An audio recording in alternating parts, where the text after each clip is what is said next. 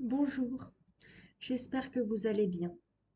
Aujourd'hui, je vais vous lire la suite de l'extrait du classicisme sur incidence d'André Gide et la critique.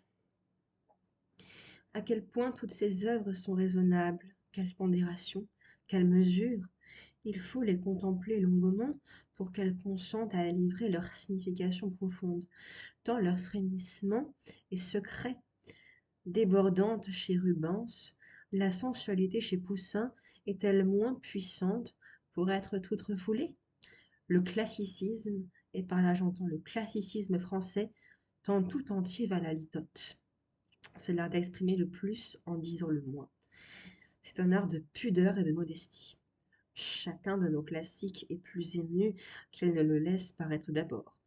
Le romantique, par le faste qu'il apporte dans l'expression, tend toujours à paraître plus ému qu'il ne l'est en réalité, de sorte que chez nos auteurs romantiques sans cesse le mot précède et déborde de l'émotion et la pensée.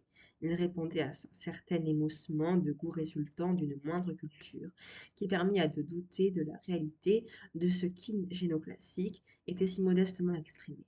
Faute de savoir les pénétrer et les entendre à demi-mot, nos classiques dès lors parurent froids, et l'on tint pour défaut leur qualité la plus exquise, la réserve. Montaigne. Je vais vous lire un extrait de l'essai sur Montaigne.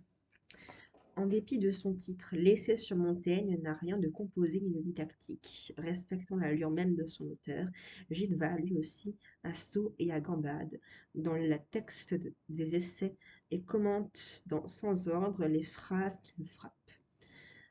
L'inconstance de Montaigne plaît à sa complexité, mais il sait élargir le débat. Lecture. Dès le début du livre second, cette phrase nous donne à la fois l'éveil et l'alarme. Ceux qui s'exercent à contrôler les actions humaines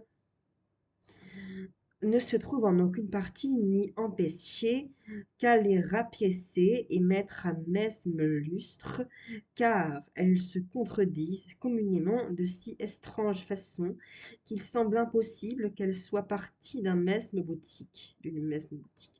Ai-je tort de voir ici bien autre chose et bien plus que la simple expression du scepticisme que Pascal exposera bientôt Madame de Sacy? Non, non. Comme le dira plus tard Monsieur Massy à propos d'un contemporain, ce qui est mis en cause ici, c'est la notion même de l'homme sur laquelle nous vivons. Nous feignons de vivre. Et pour que nous ne gardions aucun doute sur le doute de sa pensée, Montaigne ajoute un peu plus loin, veut la naturelle instabilité de nos mœurs et opinions.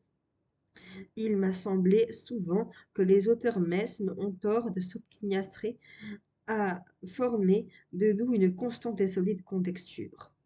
Mais il fallait attendre Dostoïevski et arriver à nos jours pour le reconnaître, ou du moins pour l'admettre et le manifester, car il n'est pas un des grands spécialistes du cœur humain, qu'il est non Racine ou Shakespeare ou Cervantes, qui n'en ait eu tout au moins des aperceptions fugitives, mais sans doute l'établissement provisoire d'une psychologie un peu sommaire, à grandes lignes très adressée, était-il nécessaire d'abord pour permettre à un art classique de se construire.